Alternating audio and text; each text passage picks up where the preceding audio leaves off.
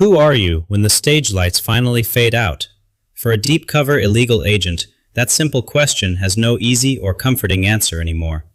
After 20 long years of living under the name of a dead man, the tired face in the mirror no longer belongs to you truly. It has become a strange, haunting entity that is slowly possessing your soul and rewriting every memory you once held so dear to you. Imagine standing in the shadows of a foreign city, surrounded by a thick fog that masks the true nature of your hidden, double life today. The legend you have lived is a masterfully crafted deception, a beautiful lie designed to protect the interests of a nation that barely remembers you. As you stare into the glass, the edges of your reality begin to blur, dissolving into a grain of sand within a vast, lonely ocean. A white plaster mask begins to crack in slow motion, revealing a hollow, dark void where your original identity once used to reside peacefully. This is the price of the ultimate sacrifice, where the man you were is buried beneath layers of fabricated history and silent, tactical lies. Building a legend is not just about simple memorization.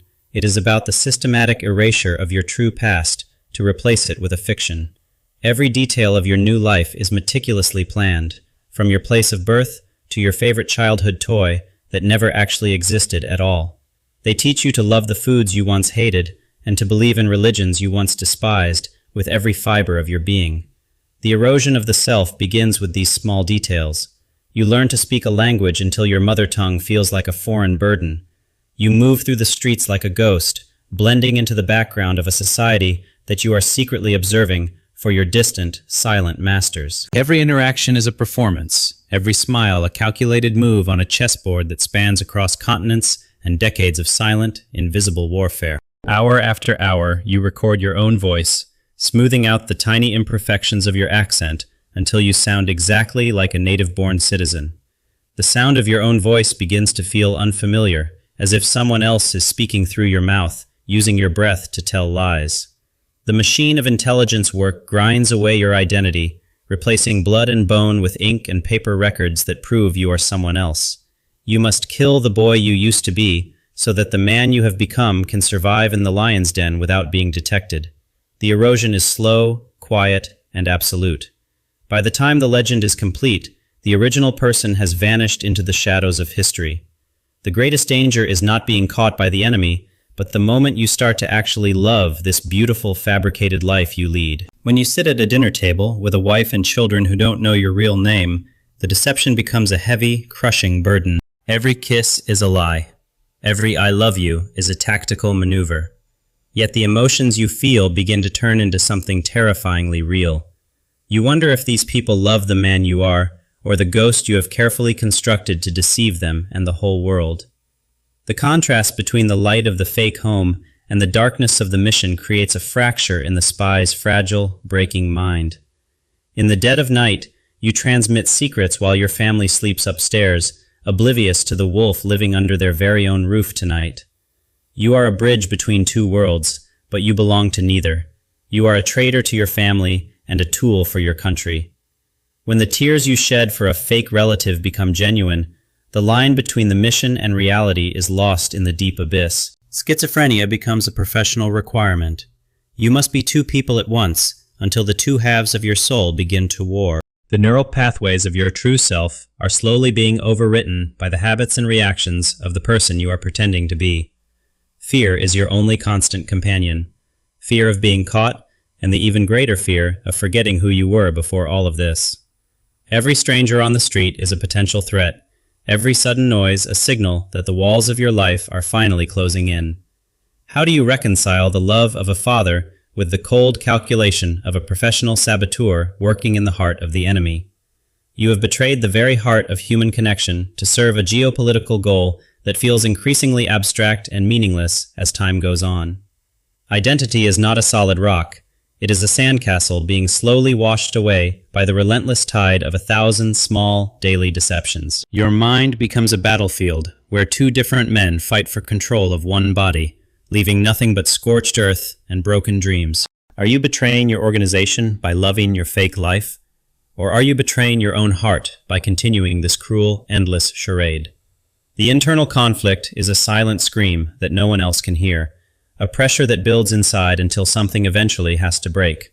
Eventually, the ripples become waves, and the man you once were is drowned in the deep, dark water of his own successful, perfect lie. Namvumzaihan is a life sentence without a jailer. It is the ultimate isolation, where the entire world is your prison and your mask. You are surrounded by millions of people, yet you cannot speak a single word of truth to any of them without destroying everything. The loneliness is a physical weight, a cold wind that blows through the hollow spaces of a life that has no solid, honest foundation. There is no one to call when the fear becomes too much. Even your handlers are just voices in the dark, distant and uncaring. You leave messages in dead drops and wait for weeks for a reply that may never come, forgotten by the very country you serve. To the world, you are a neighbor, a colleague, a friend. But to yourself, you are a ghost, a phantom haunting the lives of others. The organization that sent you here has moved on. Cold wars turn into trade deals, and old soldiers are left behind in the frost. You are a pawn left on a chessboard after the game is ended, waiting for a move that will never be made by anyone. History remembers the names and the dates, but it never captures the hollow feeling of waking up in a house that isn't yours. How many years have been stolen? How many versions of yourself have you buried in the name of a duty that no longer feels real? Your true home is a memory that is fading faster than you can hold on to it, replaced by the sterile reality of your current mission. Time is the spy's greatest enemy. It doesn't heal wounds. It only deepens the cracks in the mask until the face underneath is gone. You are mourning a man who is still alive and living as a man who has been dead for over 30 years in the records. The world is a movie you are watching from the back row, unable to join the actors or change the script of your own life. Every secret you keep is another brick in the wall that separates you from the rest of humanity, leaving you in total, absolute darkness. Communication with the past is forbidden. Your parents, your friends, your true self, they are all part of a world that has officially forgotten you. The map is not the territory, and the legend is not the man. But after enough time, the map is all you have left to hold. You are a ghost in the machine, a glitch in the system that has been smoothed over by the passage of too many lonely years. The soul of a long-term illegal is a shattered mirror, reflecting 1,000 different lies, but never once showing the true, original face underneath. When the mask becomes the only reality you know, the final collapse is not just a possibility, it is a mathematical and psychological certainty. The mind can only hold so many lies before the structure begins to fail under the weight of 1,000 contradictory, false, and hidden memories. Paranoia becomes a physical sensation, a crawling under the skin that tells you the walls are watching and the floor is waiting to swallow. Many lose their way in the maze of their own making. They forget which version of themselves is supposed to be the one that is real. Depersonalization is the final stage. You watch yourself live your life like a stranger, wondering who that man in the mirror actually is today. The mirror shatters, and with it, the last illusion of a coherent self. You are a collection of fragments that no longer fit together anymore. The trauma is not from a single event, but from the slow, daily violence of living a lie that has become your entire, miserable existence. They are not heroes of a great cause, nor are they simple traitors to a nation.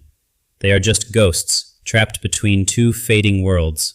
The heart cannot sustain the pressure of a double life forever. Eventually, the rhythm breaks, and the silence of the void finally moves in. Every shadow is an assassin, every smile a trap. The mind turns into a cage where the only prisoner is the man who built it.